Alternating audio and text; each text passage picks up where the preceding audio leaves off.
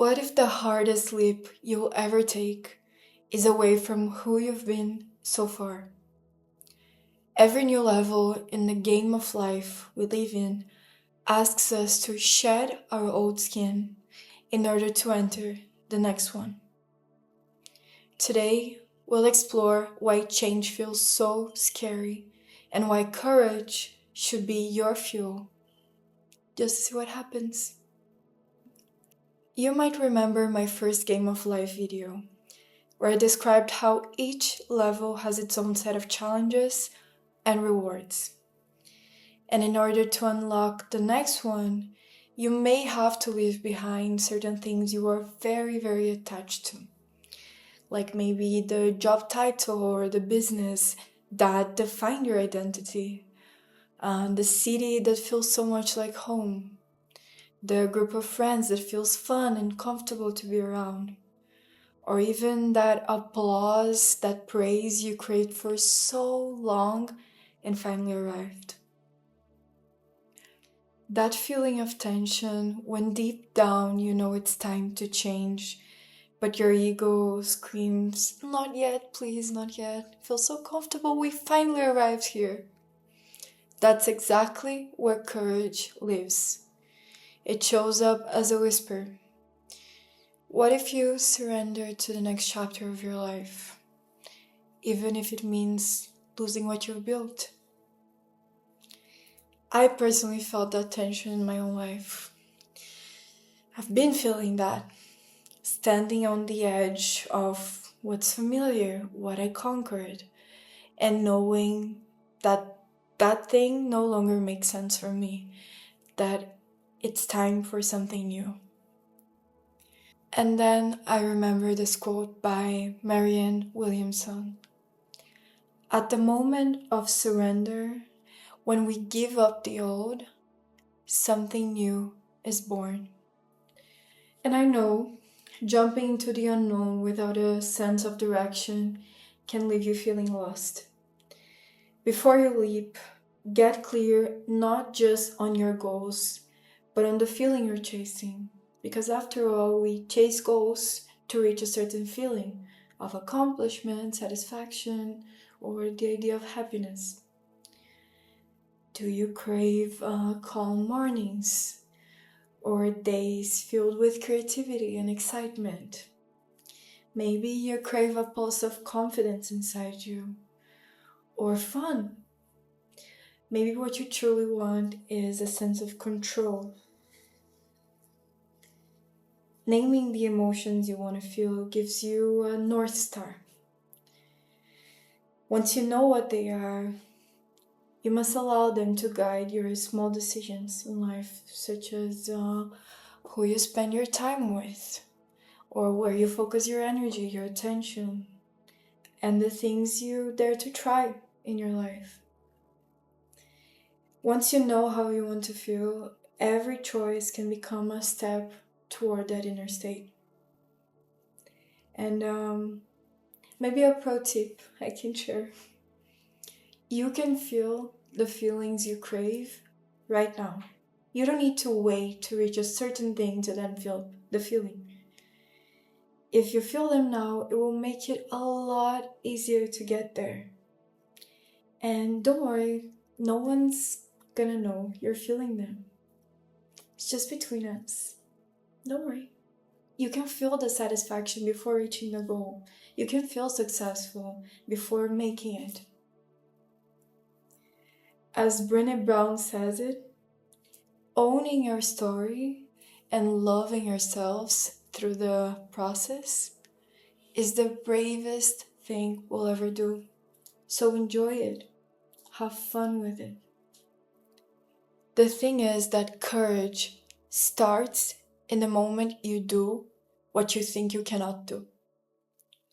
There are no right or wrong decisions, only choices born of fear or driven by curiosity and a love for life, which lead to bravery and courage and excitement. Fear of failure, rejection, or uncertainty can freeze us in place. make us not have any strength to be brave. But choosing to be curious about this unknown, this uncertainty, what could happen, turns every step of the way into discovery. That's why curiosity and courage work so well together. Let's think of your own story. Remember a time when the unknown seemed too big, too risky, too hard, too challenging, but you stepped forward anyway.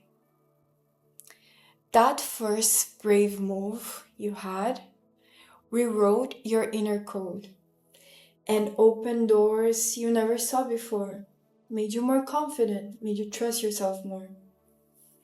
What first felt almost impossible suddenly became routine, right? That works for everything in life. Eleanor Roosevelt said it best. You must do the thing you think you cannot do. It's how you live a rich life with growth and satisfaction. If you've been through that process, you know how much satisfaction you feel, you know how much confidence, how much trust you feel in the unknown, in the uncertainty. You fall in love with the mystery of life. But of course, that requires courage. Your next level demands a version of yourself that matches its challenges and rewards. And for that, you must let go of your current self. Your habits, your behaviors, your thoughts, your mindset, that identity you're so attached to. Joseph Campbell reminds us, we must be willing to give up the life we planned so as to have the life that is waiting for us. And letting go isn't simply discarding. It's redesigning, realigning with who you're meant to become. Sometimes when we decide we want to change something, we want to move to the next level, we have that first spark of courage and bravery. The game of life will test us. So when an unexpected opportunity from your past life, your past self, resurfaces, ask yourself, is this what I want? Is it aligned with my new path? Or is it a test of my courage? I want you to be curious, to be conscious, to be aware, and to understand the game that is at play. You can change your mind, but if you're confused, you don't know what to do, I'll tell you. If it's not a full, wholehearted yes, then just know that it's a no. And keep going in your path with more courage, more bravery than before. Let's talk about the collective, the culture. After all, courage isn't just a solo act. It ripples through communities, through our circles. Rumi wrote, "Yesterday I was clever, so I wanted to change the world. Today I am wise, so I am changing myself." As we grow in our personal journeys, we learn that instead of wanting to change the people and situations around us, the best thing we can do for ourselves and for the people that surround us, for our communities, is to be brave enough to take a hard look at our own lives, our behaviors, our thoughts, and start there. Because every time You shed an old version of yourself. You let go of something that no longer works. You are lighting a spark for others to follow. You're setting an example. When you let go of what no longer serves you, your bravery challenges the invisible rules of your circles, your friends, your family, inviting them to rethink their own limits, their own lives, without pushing, naturally.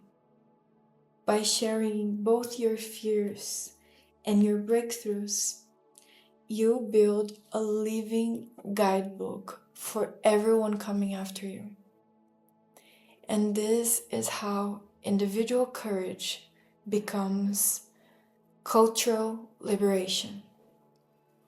Each story woven into a fabric of bravery and radical authenticity. Courage also extends into the realm of spirit. When we learn to treat uncertainty as sacred. When you are brave enough to take a leap of faith, you practice a sacred form of courage. An acknowledgement that something greater holds you as you move forward. That you are being taken care of. That there is a meaning for everything that's happening. In those moments, you discover that each act of courage is also a spiritual practice of faith, of trust, of leaning into the unknown, turning that into a way of deepening your connection to life's mystery, to yourself. And by the way, there's a video coming soon about faith and the power it holds in our lives. So stay tuned for that. But to end this, I really want you to know that courage isn't the absence of fear. Not at all. I can't think of a leap of faith and courage and bravery that I had in my life that I wasn't completely afraid as I did it. It's about choosing to move forward anyway, beyond the fear, beyond the racing thoughts and the possibility of everything going wrong. But what is going wrong anyway? What if today you got curious about your own life and identified maybe one part of your past self that you're still carrying to your present, that no longer makes sense, it's not aligned with who you want to be, and that you're ready to release? Can we do that?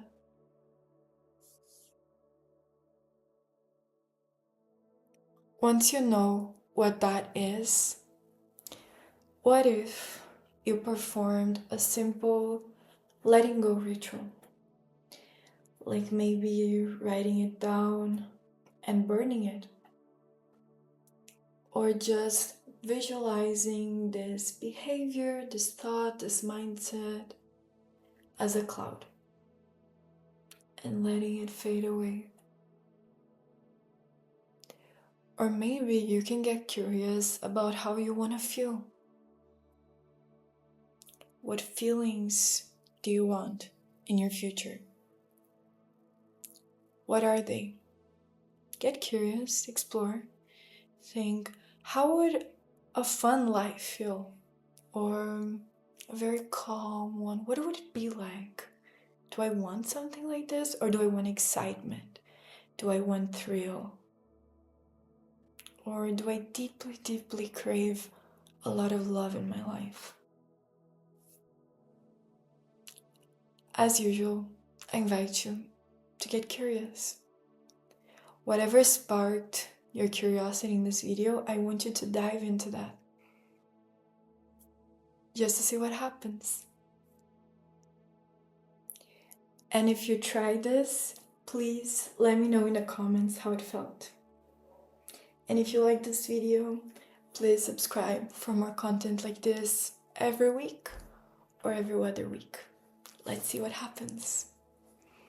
Remember to stay curious and trust that your next self is waiting for you just beyond the leap. See you soon.